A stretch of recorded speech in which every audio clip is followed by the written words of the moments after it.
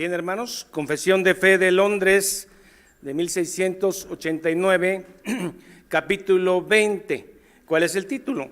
El título es del Evangelio y del alcance de su gracia. Del Evangelio y del alcance de su gracia.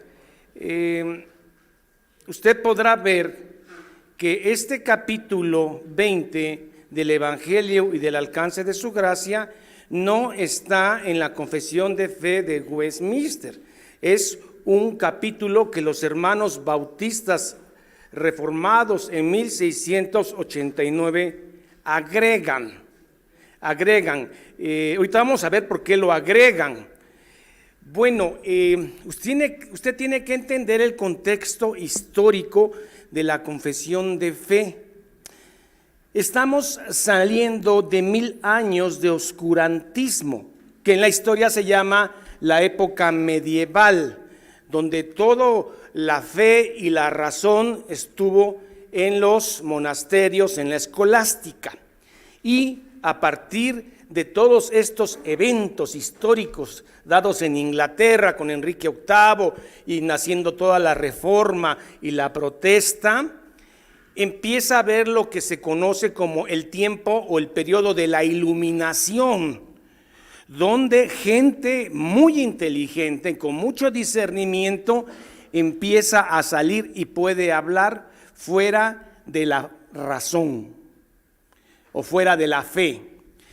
Entonces, hay algo que los hermanos de Westminster, recuerde que es 40 años, 44 años antes la de Westminster que la de 1689, que casi son lo mismo, pero los hermanos de Westminster no vieron algo que sí lograron ver los hermanos de Londres, y fue el nacimiento de un pensamiento que hasta la fecha lo tenemos, el racionalismo, que uno de sus pioneros fue René Descartes, cuyo usted lo puede identificar con pienso, luego existo.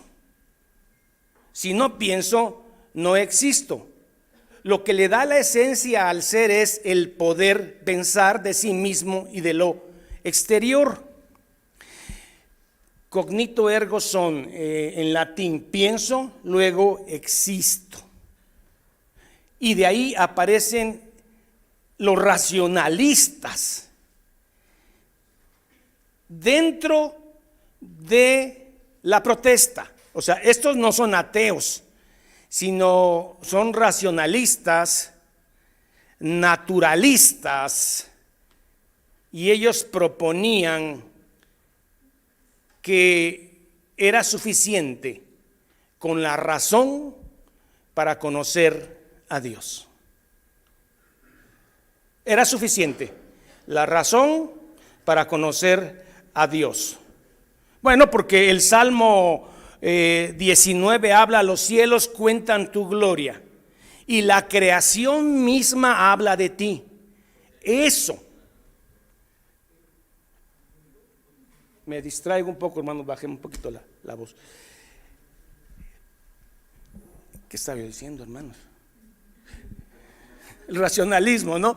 Ok, el racionalista dice, bueno, yo con la razón puedo entender a Dios y puedo llevar una vida moral y de obras y ser salvo. ¿Se dan cuenta de lo peligroso? O sea, no es tan necesario el Evangelio.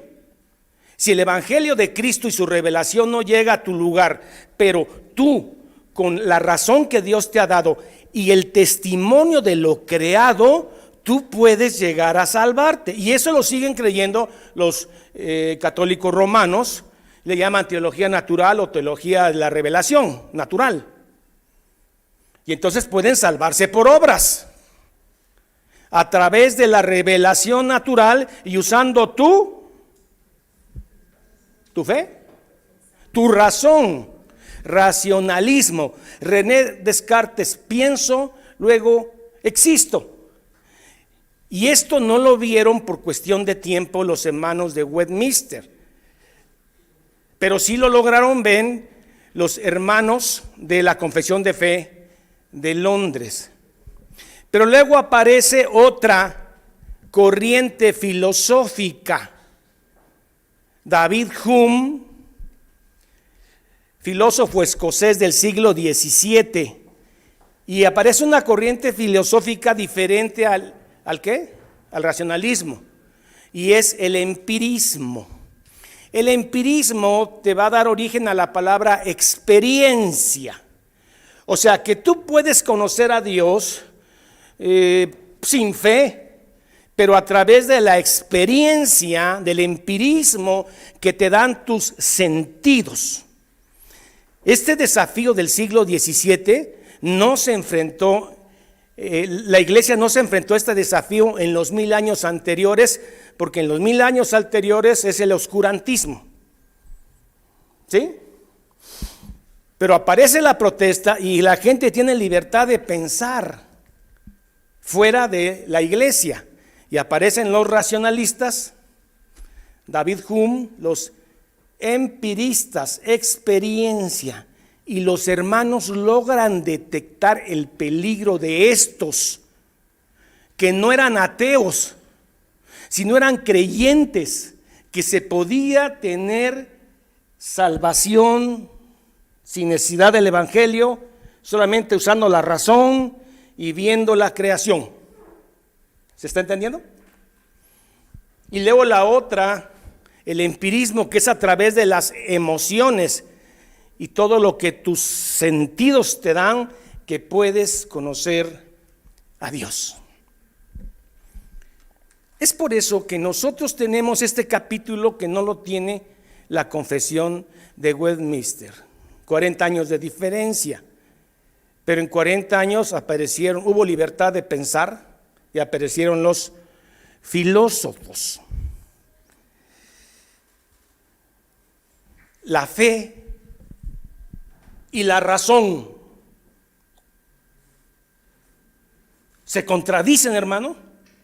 La fe y la razón es un desafío, la fe y la razón. Pues este desafío lo tomaron dos personas. Uno, San Agustín de Hipona, y otra vez mi pariente Santo Tomás de Aquino, 1000 años después. No es mi pariente, hermano, pero ¿qué dice San Agustín del tema de la fe y la razón? Recuerde que San Agustín es en el siglo III y Tomás de Aquino es en el siglo XII, XIII, 1000 años después. Pero ambos creyentes abordan el tema que aparentemente estaba separado de fe y razón. Una breve semblanza de qué es lo que dijo Agustín sobre el tema de la fe y la razón, porque esto es lo que se está peleando en el capítulo 20. San Agustín dijo en el siglo III, razón y fe no son contradictorios. Caray. Pueden compaginarse, es más, se ayudan, fe y razón. ¿Por qué? Porque, hermanos, la fe no es irracional. ¿Sí se entiende la palabra irracional? La fe no es irracional. Para tú tener un acto de fe en tu vida, ¿qué necesitas? Pensarlo. ¿O no? Y eso es razón. O sea que la fe no es irracional. ¿Se está entendiendo ahí? Quiero irme despacio, hermanos. Luego dice San Agustín, la fe existe porque existe la razón. Esto no quiere decir que la razón esté arriba de la fe, porque la fe predomina, la razón se subordina a la fe. Esto es lo que dijo Agustín. También dijo, si en algún momento la razón contradijera a la fe, se tiene que pensar que la fe tiene la razón. ¿De acuerdo? O sea, la razón va a tener un límite y la razón está supeditada a la fe y se ayudan. La fe es necesaria para la comprensión de la realidad plena. O sea, la razón tiene un límite, la fe no tiene límite para comprender la realidad revelada. Necesitamos fe, porque pura razón nos haría un intelectual solamente, un físico, un matemático, en fin, ciencia. Por lo tanto, usted puede resumir este tema de San Agustín en un dicho, que creo está bien dicho, que dice: conoce para creer. ¿Está bien? Conoce para creer y cree para conocer. O sea, para conocer en plenitud. Para conocer en plenitud se necesita la fe. Para conocer algo, la razón. Pero la fe está arriba de la razón. Sí es como para anotar: conoce para creer y cree, fe para conocer. ¿De acuerdo? Un resumen de razón y fe muy breve de San Agustín. Pero ¿qué dijo mi tío Tomás de Aquino? 1000 años después. Tiene coincidencias con Agustín. Todavía no aparece la protesta, año 1200. Dice Tomás de Aquino: la razón nos da un conocimiento incompleto de Dios. La razón nos da un conocimiento incompleto de Dios. Cuando las cualidades de Dios sobrepasan la razón, quien nos las explica es la fe. Por ejemplo, ¿qué cualidades? La Trinidad, la omnisciencia, la omnipresencia. ¿Cómo lo explicas con la razón?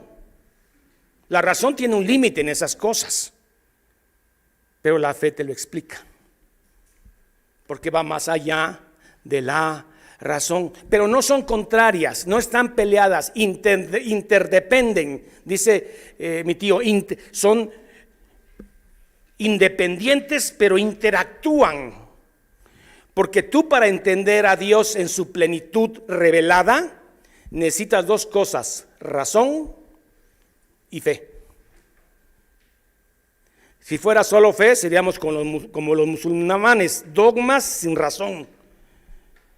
Pero nuestra fe es racional. ¿Qué más dijo Tomás de Aquino? La fe amplía la razón. El conocimiento pleno de Dios, de lo que Dios ha revelado, no nos los da la teología, y no la filosofía, la ciencia o la razón pura. ¿Están de acuerdo, hermanos? Ambas, razón y fe, tienen contenidos propios y comunes. Por ejemplo, un contenido propio de la razón, ¿cuál sería? La ley de la gravedad. ¿Sí? Usted cada vez que suelta algo cae. Es una ley. La segunda ley de la termodinámica, que todo envejece. Es una ley científica basada en la razón, el teorema de Pitágoras también. En el ámbito de la fe, la Trinidad, la encarnación de Cristo, la resurrección. Ambos círculos se interconectan para conocer a Dios, porque para conocer a Dios necesitamos razón y fe. Nuestra fe no es irracional. ¿Cómo ayuda la razón a la fe? Pues la razón ayuda a la fe en que la razón construye teología. Por ejemplo, Nosotros, ¿cómo investigamos las lenguas antiguas? Las hebreas, el paleohebreo, el semita, todos estos lenguajes antiguos a través de la razón. ¿Cómo investigamos análisis de textos bíblicos? ¿Cómo investigamos filosofía del Antiguo Testamento? Por medio de la razón. La razón ayuda a construir teología, pero tiene un límite. Sin embargo, el árbitro de la razón es la fe. O sea, el árbitro es, este cuate tiene tanto razonamiento que se está saliendo, tarjeta amarilla. Ya se salió de la fe y pura razón, tarjeta roja, expulsado. Porque la fe es el árbitro de la razón.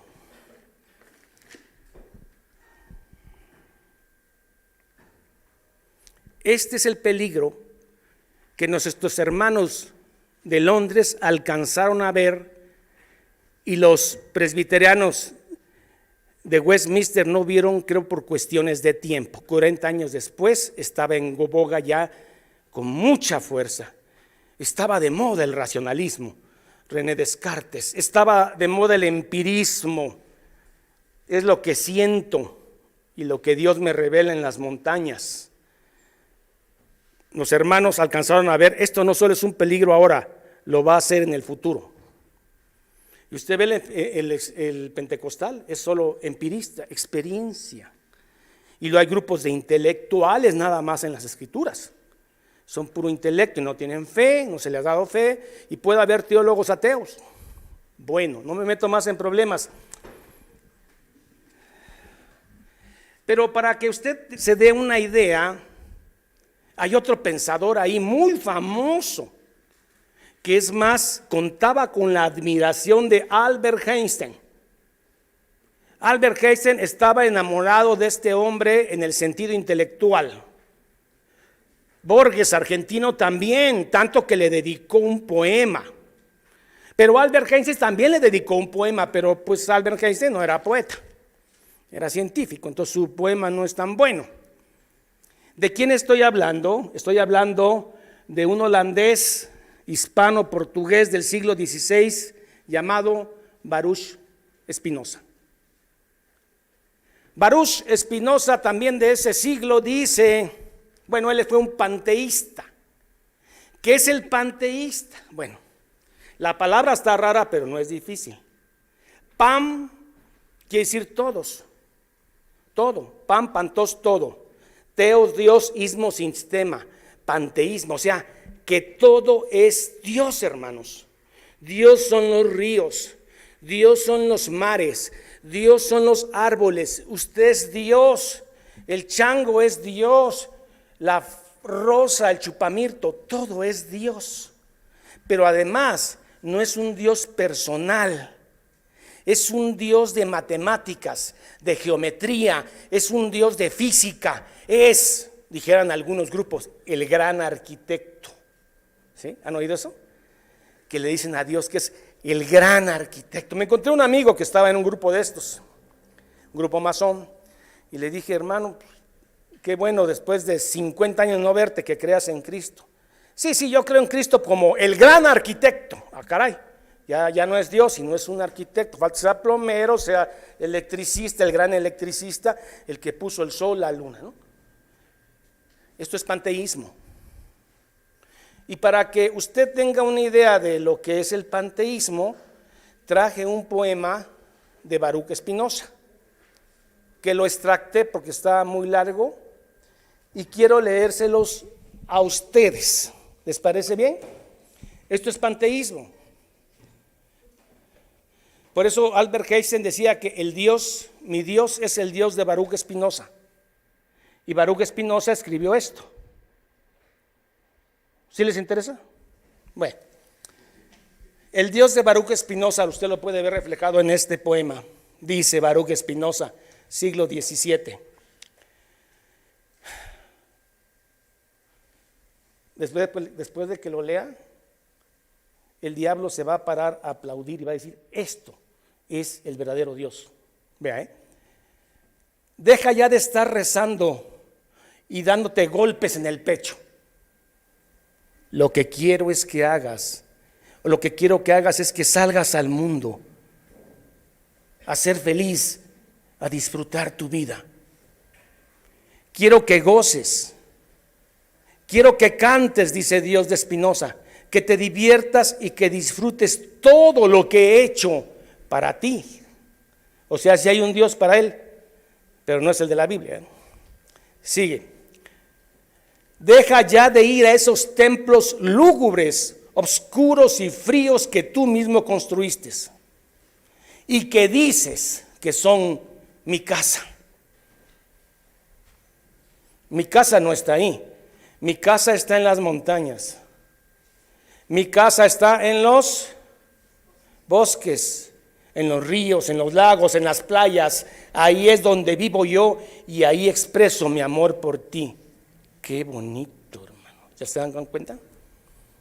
Es un Dios bueno, el de Spinoza. Deja ya de culparte de tu vida miserable. Yo nunca te he dicho, yo nunca dije que había nada mal en ti, o que eras un pecador, o que tu sexualidad fuera algo malo. Yo no dije eso. Seguimos. La que sigue, dijeran. El sexo es un regalo que te he dado y con el cual puedes expresar tu amor, tu éxtasis, tu alegría. Así que no me culpes a mí por todo lo que te han hecho creer. Suena bien. No veo maldad ahí. Deja ya de estar leyendo supuestas escrituras sagradas que nada tienen que ver conmigo. Si no puedes leerme en un amanecer, en un paisaje, en la mirada de tus amigos o en los ojos de tu hijito, no me encontrarás en ningún libro. Qué contundente. Confía en mí y deja de pedirme. ¿Me vas a decir a mí cómo hacer mi trabajo? Deja de tenerme tanto miedo. Yo no te juzgo, ni te critico, ni me enojo, ni me molesto, ni castigo.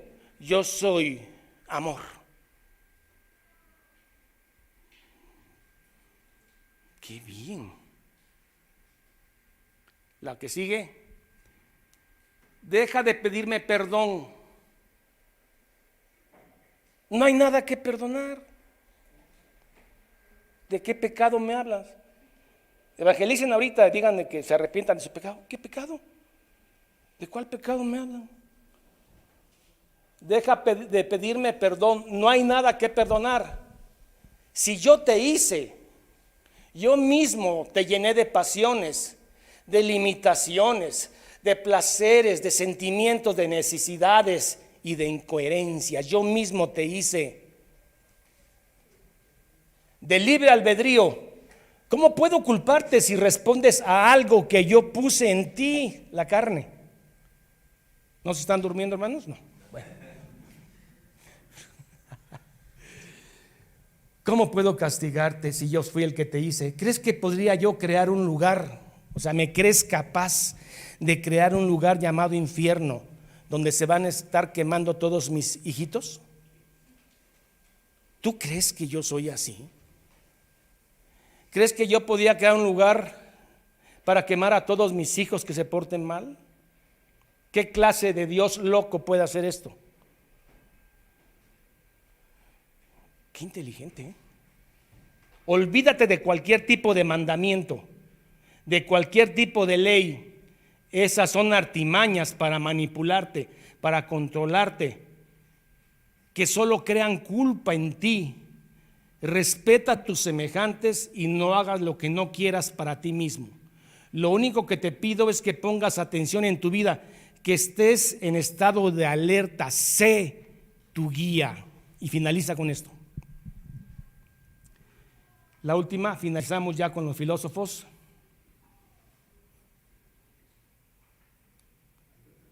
La siguiente. Lo bueno es que traigo mis apuntes siempre. ¿Es todo? Me lo cortaron. Entonces, porque termina muy duro. Lo bueno es que lo tengo escrito. Conozco al diablo, hermano.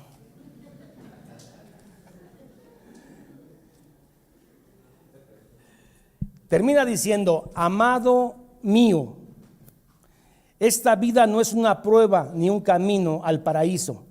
Esta vida es lo único que hay aquí y ahora. No hay premios ni castigos. Te he hecho libre para hacer de esta vida un cielo o un infierno. Entiende lo siguiente: ya no quiero que creas en mí. Creer es suponer, creer es adivinar. Quiero que me sientas, empirismo. Quiero que me sientas al besar a tu hijita, cuando acaricias a tu perro, cuando nadas en el mar. Deja de alabarme, pues no soy un Dios ególatra o egocéntrico. Me molesta que me agradezcan. Si de verdad me agradeces, cuida de ti, de tu salud, cuida el mundo. Y termina diciendo: deja de repetir lo que te han contado de mí. Este mundo es maravilloso. ¿Para qué tantas explicaciones? No me busques afuera, búscame adentro y me encontrarás. Allí estoy, adentro, latiendo por ti. Te amo. ¿Cómo la ven? ¿Qué piensan? O sea, una gente que no tiene conocimiento se levanta de su asiento y empieza a aplaudir. Dice: ese es el Dios como yo lo concibo. Ese es el Dios que yo quiero creer que es bueno, y no el de las Escrituras que dice que va a castigar gente. Ese Dios no. Yo concibo un Dios como el de Baruch Spinoza. Y eso fue lo que declaró Albert Einstein. Ahora sí, usted va a entender por qué nació este capítulo 20.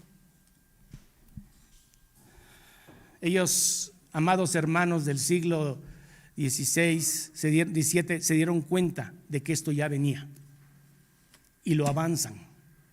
Y dice: nadie puede salvarse por la revelación natural y haciendo buenas obras. Lo único que produce fe y arrepentimiento es el Evangelio de Cristo escrito en las Escrituras. No, pero ¿cómo? Entonces, ¿cómo se salvaron los del Antiguo Testamento? Que no había evangelio. El evangelio está escrito en Génesis 3:15. Ahí inicia el protoevangelio. Ahora sí, vamos al texto, hermanos. Que el Señor nos ayude. Dice, punto 1, ¿ya lo tienen? Habiendo sido quebrantado el pacto de obras por el pecado. ¿Eso dónde fue? Génesis 2. De todo árbol podrás comer, menos del árbol del bien y el mal. Viene la caída y el pacto de obras se acabó. Nadie puede hacer a partir de ahí la voluntad de Dios si no es a través del Espíritu Santo. Habiendo sido quebrantado el pacto de obras por el pecado y habiéndose vuelto inútil el pacto de obras para dar vida, agradó a Dios dar la promesa de Cristo desde Génesis capítulo 3. La simiente, no las simientes, la simiente de la mujer. ¿Quién es la simiente de la mujer? Cristo. Génesis 3:15 se está anunciando el protoevangelio. La simiente de la mujer, que es Cristo, como el medio para llamar a los escogidos. Ponemos Génesis 3:15, por favor. Génesis 3:15. Y pondré enemistad entre tú o ti y la mujer, entre la simiente de la mujer y la simiente tuya, que es la culebra, Satanás. Esta simiente de la mujer te herirá en la cabeza y tú le herirás en el carcañán. Génesis 3:15, el evangelio presentado en el mismo huerto. la simiente, como el medio para llamar a los escogidos y engendrar en ellos la fe y el arrepentimiento a través de Cristo. En esta promesa, el Evangelio en su sustancia fue revelado. En su sustancia iba a venir alguien que era simiente de esa mujer, y ese alguien es Cristo. Y por lo tanto, ese Evangelio de Génesis 3:15 es eficaz. La naturaleza no. Ni los montes, ni los collados, ni los cielos que cuentan su gloria no son suficientes para que alguien se arrepienta. Necesita la simiente de Cristo revelada en el Nuevo Testamento y también velada en el Antiguo Testamento. Por lo tanto, ese evangelio es eficaz para llevar a los pecadores a la conversión y la salvación. No es suficiente la teología natural, o sea, la creación. Da testimonio de que hay Dios, pero ¿cómo es Dios? ¿Y cómo se revela como una persona? ¿Y cómo se revela el plan que fue hecho antes que el mundo fuera, de que un hombre viniera a morir en la cruz? Solo en el evangelio de Cristo. Por eso Romanos 10:13 dice: ¿cómo creerán si no hay quien les predique? ¿Cómo van a creer? Ay, hermano, y los inditos que vivieron antes de que vinieran los españoles aquí, ¿cómo se salvaron? No se salvaron. Porque solo es a través del evangelio de Cristo. Y en el Antiguo Testamento, ¿cómo? En las ceremonias, formas y figuras que hablaban de lo que iba a venir. Al menos que los aztecas hayan tenido también tabernáculo, hayan tenido formas, fiestas que prefiguraban a Cristo, pues tal vez sí. O solamente que un azteca se haya subido a un tiburón y haya llegado al otro continente, llegó a Israel y aprendió judaísmo, ¿no? Entonces sí. ¿Sí me entiende? Yo quisiera decirles, hermano, que todos los prehispánicos por su ignorancia se iban a salvar, porque no tienen responsabilidad. Al no haberles llegado el evangelio y son ignorantes, se salvan, pero no. Partimos de una base mala. La base buena es que todo ser humano que ha nacido nace muerto. Y a menos que el evangelio, el Espíritu Santo a través del evangelio lo resucite, seguirá muerto por la eternidad. Bueno, punto 2. Esta promesa de Cristo, ¿cuál promesa? Génesis 3:15. Esta promesa de Cristo y la salvación por medio de Cristo es revelada, ¿ya vieron? Solamente por la palabra de Dios, única y solamente por la palabra de Dios. Nadie se va a salvar por ser menos malo que otro. Ya no quiero usar el término de bueno, menos malo que otro. Entonces la gente se salva por la palabra de Dios, que dice adelante: no, ni las obras de la creación, ni la providencia, el agua, la lluvia, la comida que Dios nos da, los verdes pastos, ni la providencia con la luz de la naturaleza no revelan a Cristo. ¿Se está entendiendo? La teología natural no es suficiente. La revelación natural solo es testimonio. Para que alguien se salve, debe conocer la revelación de la palabra de Dios. Nadie se va a salvar porque es menos malo que otro. Con la luz de la naturaleza revelan a Cristo o la gracia que es por medio de Él. No en forma general ni velada como es la naturaleza, no. Punto 2. Igual, ¿sí me están siguiendo, hermanos? Igual como tampoco los hombres que no tengan una revelación de Él, de Cristo, por la promesa del Evangelio, pueden obtener la fe salvadora o el arrepentimiento. ¿Se entiende? Pero ¿qué culpa tiene aquel, si es tan buena gente o menos malo, si nació en un país musulmán y lo que él conoció fue el Corán y no la Biblia? ¿Qué culpa tiene él? Tiene la culpa de haber sido descendiente de Adán. Esa es su culpa. Porque todo ser humano que nace, nace muerto, por menos malo que sea.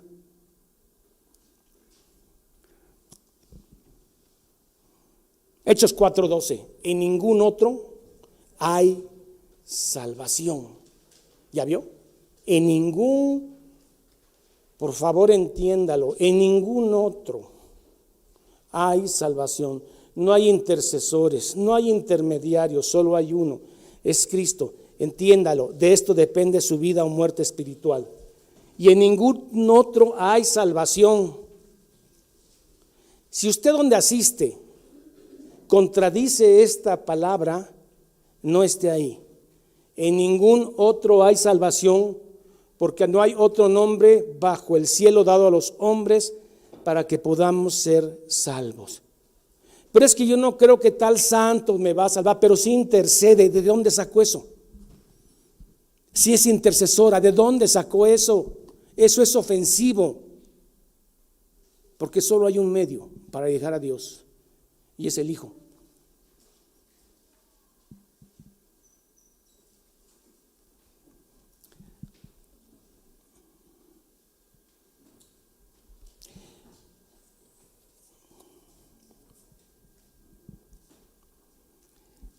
Lo hemos dicho mucho, nadie es justificado por obras de la ley, Romanos 3, del 9 al 20. Se hicieron sabios. Hermano, leamos Romanos 1, del 15 al 16, y entendamos esto, que no hay gente que haya nacido buena. Romanos 1, 15 en adelante. Esta es la realidad de todo ser humano, está muerto. A no ser que por el Evangelio, no por obras, para que nadie se gloríe.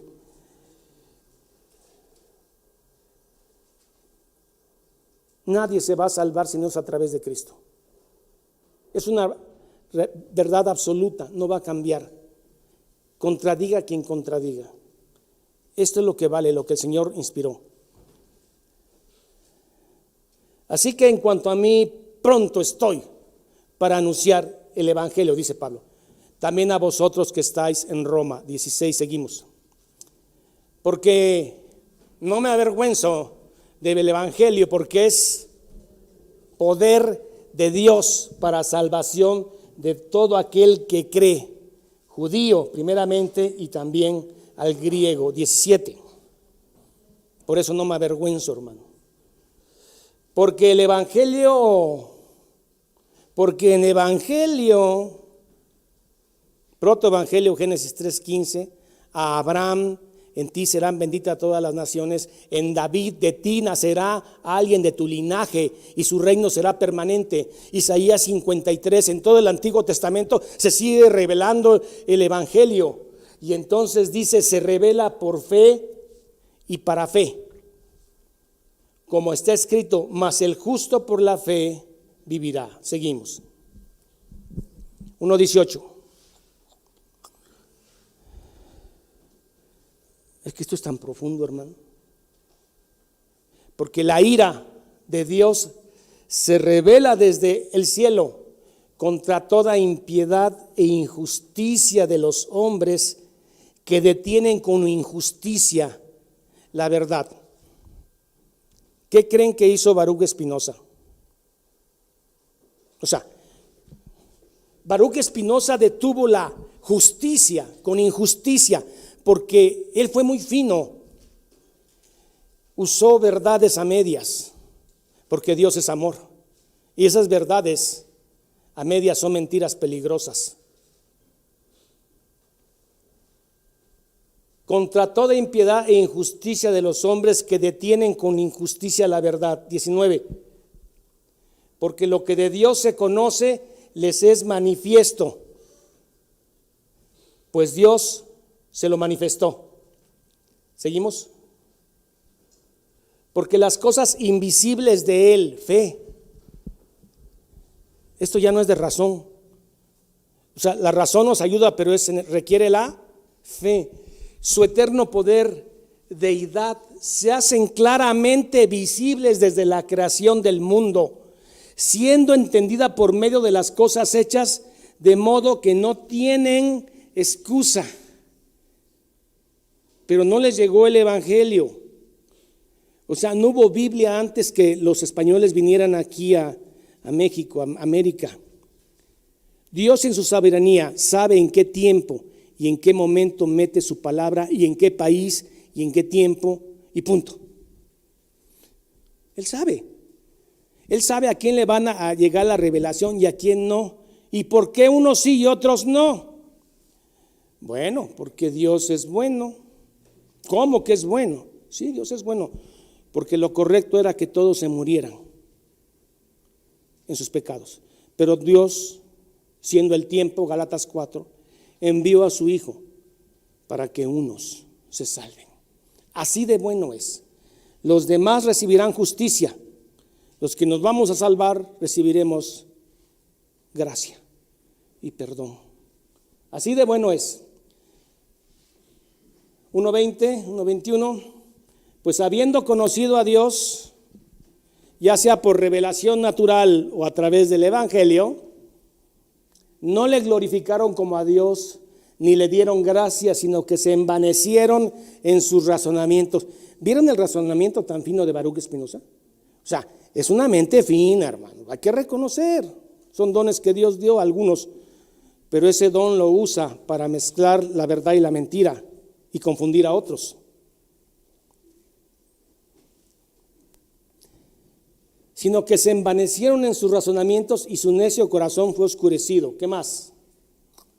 Profesando ser sabios, se hicieron necios y cambiaron la gloria de Dios incorruptible en semejanza de imagen de hombre corruptible, de aves, de cuadrúpedos y reptiles. Hermano, cuando Dios no está en tu corazón, tú puedes crearte tu Dios personal que termina siendo un monstruo de matemáticas, un monstruo de geometría, un monstruo de ciencia, un monstruo metafísico, pero no es el Dios de la Escritura, el cual se revela el evangelio. Es el monstruo llamado tu Dios que tú construiste en tu razón y tu falsa fe. ¿Se entendió? Por eso es para algunos su gran arquitecto. O sea, no es Dios, es el gran arquitecto. Lo limitan a matemáticas, a geometría. Se envanecieron en sus pensamientos y cambiaron la gloria de Dios por la de imágenes que se hicieron en su corazón. Hay gente que no adora imágenes externas, pero tiene ídolos aquí adentro, que puede ser su propio dinero u otras cosas. No quiero meterme más. 1:24. Por lo cual también Dios los entregó a la inmundicia en la concupiscencia de sus corazones, de modo que deshonraron entre sí sus propios cuerpos.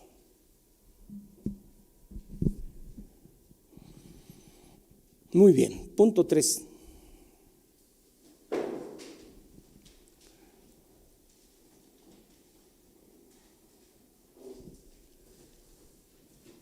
La revelación del evangelio a los pecadores, hecha en diversos tiempos y distintos lugares. A esta revelación se le fueron agregando promesas y mandamientos. Con el agregado de promesas y preceptos para la obediencia que éste requiere de las naciones y personas a quien le es concedida. Es solo por voluntad soberana. ¿Y qué quiere decir beneplácito de Dios? Porque así quiso. Eso que sirve, porque así quiso. Ay, Señor, cómo el avivamiento de la protesta no fue en Oaxaca, ¿no? Bueno, que no se llamaba Oaxaca, ¿no? ¿Por qué la confesión de Londres no fue la confesión de Oaxaca de 1689? Dice que a él le plació tiempo distinto y naciones distintas, las que él quiso. ¿Y por qué el que desencadena todo políticamente es un rey gordo llamado Enrique VIII y no un azteca como Moctezuma o Cuauhtémoc? Porque a él le plació en su beneplácito, en distintas naciones y en el tiempo que él quiso, hacer su protesta. No sé si me estoy dando a entender con esta analogía, hermano, o los estoy confundiendo, ¿no? ¿Por qué los aztecas están en el infierno y gente donde comenzó la protesta que entendió las escrituras y se separa de Roma, conoció la salvación? ¿Por qué ellos sí y otros no? No sé, porque así fue el beneplácito de Dios. Yo no sé por qué lo conocí y usted lo conoció y hoy está aquí. Bueno, dice, fíjese, y personas a quien es concedida el evangelio a través de la gracia. Es solo por la voluntad soberana y el beneplácito de Dios.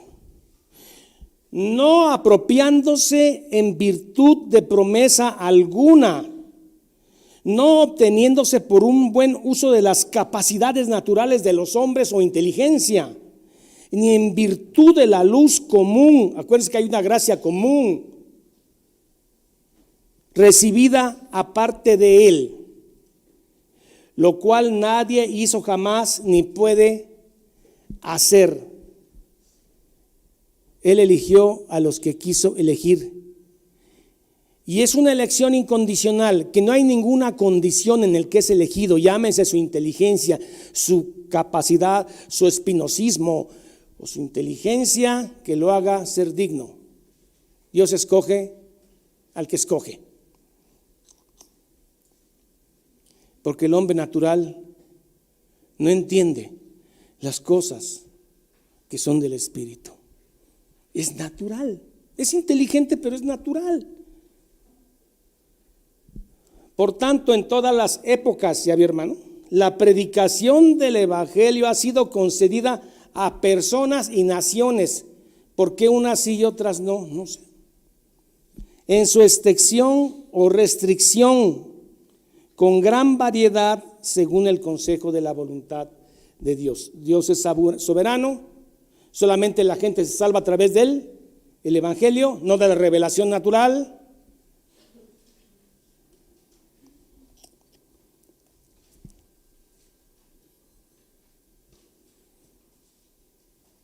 Bien, ahora, yo tengo el Evangelio.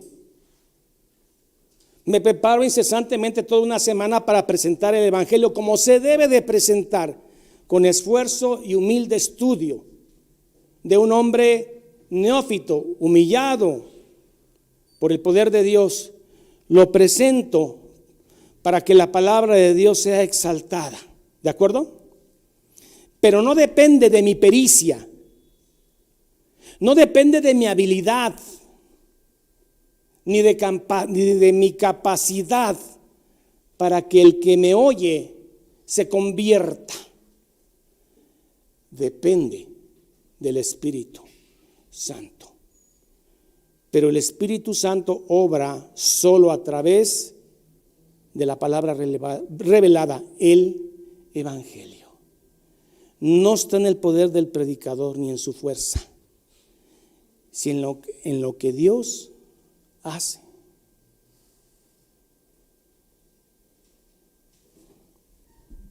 Esto es lo que dice el punto 4. Vamos a leerlo y terminamos. Aunque el Evangelio es el único medio externo para revelar a Cristo y la gracia salvadora, ¿queda claro que no la teología natural? ¿Queda claro que la gente no se va a convertir yendo a ver los lagos, las montañas y lo que Dios ha hecho? No. Eso es todo testimonio. La gente se convierte a través del evangelio predicado, pero no nada más, y cuando el Espíritu Santo actúa. Y es como tal, completamente suficiente para este fin, el evangelio. Para que los hombres que están muertos en sus delitos puedan nacer de nuevo, regeneración, ser vivificados o regenerados. Para que esto sea eficaz, es además necesario. ¿Qué es necesario? Es además necesario en toda alma una obra eficaz e insuperable del Espíritu Santo. Así que no es por la elocuencia del predicador. El predicador se debe preparar a tope, pero no es por su elocuencia ni su capacidad de convencimiento que actúa el Espíritu Santo. El Espíritu Santo es soberano e insuperable del Espíritu Santo, con el fin de producir en ellos una nueva vida espiritual. Sin esta ayuda del Espíritu Santo, ningún otro medio puede efectuar su conversión a Dios. ¿Correcto, hermanos? Por eso 2 de Corintios 4:4 dice: Dios, el Dios de este siglo, encegueció el entendimiento de la gente. 1 de Corintios 2:14 dice: el hombre natural no percibe lo espiritual, porque espiritualmente es una bestia. No entiende.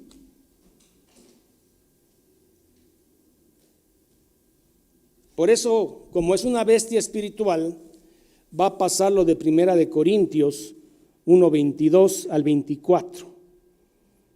Pablo lo entendió y lo detectó, por eso en 1 de Corintios 1:22 al 24 dice así: estas son bestias naturales que sabían teología, judíos, fariseos. Son naturales, hermano. No son espirituales. No dije religiosos, espirituales. Porque los judíos piden señales y los griegos buscan sabiduría. ¿Qué más? Pero nosotros,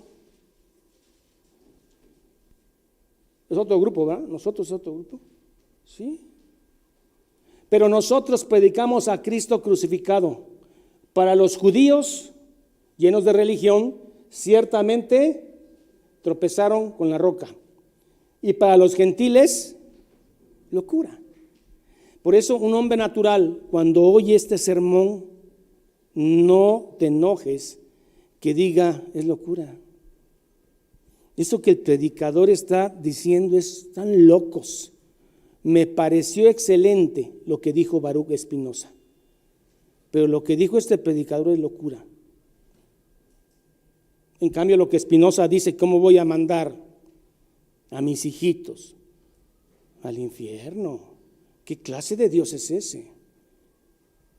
Y escuche usted el mismo concepto de John Lennon en una canción que es de las llamadas más hermosas de la época, que es imagina un mundo sin Dios, imagina un mundo sin castigo. En fin, tiene que ver la traducción, es una contradicción bruta de un hombre natural, que para ellos el evangelio es locura y para algunos religiosos tropezadero. Resumen, la naturaleza no es suficiente para que alguien se arrepienta. Segundo, tiene que ser a través de la predicación del evangelio revelado. Tercero, aún con el evangelio revelado, si no hay una acción del Espíritu Santo, no hay conversión. Y cuarto, Dios ha sabido en qué país y en qué tiempo Dios le ha concedido el evangelio. ¿A qué naciones sí y a qué naciones no? Locura para un hombre natural, gloria para el hombre que ha sido regenerado y que esto es bendición.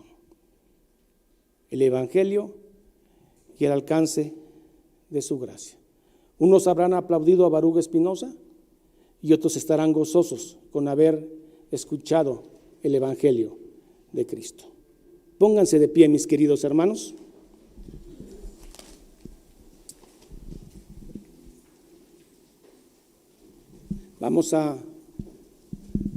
En medio de este calor, vamos a dar gracias a Dios que Él ha permitido que en este lugar, tiempo y hora, se haya predicado su palabra. Y que esta palabra haya hecho lo que solo la palabra de Dios sabe hacer a través del Espíritu Santo en un creyente. Dicen que la palabra de Dios no regresa vacía, y eso es cierto. La palabra de Dios endurece al que va a endurecer y ablanda como cera, derrite en amor al que va a derretir. La gloria siempre sea para Dios y esperamos los tiempos en que Cristo regresará. Padre, en el nombre de Jesús, gracias porque nos hemos presentado en humillación, con temor y temblor ante una palabra tan poderosa, un medio tan débil, tan pequeño, tan simple, sencillo, y una palabra tan poderosa. Gracias por darnos la capacidad, el deseo de hacerlo, porque todo bien viene de ti. Ahora, Señor, pido que el corazón de mis hermanos haya continuado la esperanza ya nacida algún día, que un día te volveremos a ver, Señor. Gracias por este capítulo del Evangelio y el alcance de su gracia. Prepáranos, Padre mío, para la próxima semana. Hemos visto en esta semana qué tan vulnerables somos, qué bien estamos un día y un día lo perdemos todo. Pero en Cristo todo es ganancia. En Cristo, Señor, tenemos asegurada la eternidad y eso es todo para nosotros. Oramos siempre en el nombre del Padre, del Hijo y del Espíritu Santo. Amén. Bien, mis queridos hermanos, para el próximo domingo, de la libertad cristiana y la libertad de conciencia, capítulo 21 de la Confesión de Fe. Les suplico que lean, hermanos, les suplico que compartan estos mensajes tan incómodos en una cristiandad light, tan parecida al mundo. Les suplico que compartan estos mensajes. Bien, hermanos, vamos a despedirnos con las bendiciones ya conocidas, esa bonita costumbre de leer estos dos textos que cierran la bendición. La bendición arónica dice así: Jehová te bendiga y te guarde, y tenga de ti misericordia, su rostro y ponga en ti paz. Corintios dice así: la gracia del Señor Jesucristo, el amor de Dios y la comunión del Espíritu Santo sea con todos vosotros. Y el pueblo dice: que el Señor los bendiga, mis hermanos de la red, y nos vemos el próximo domingo. Gracias.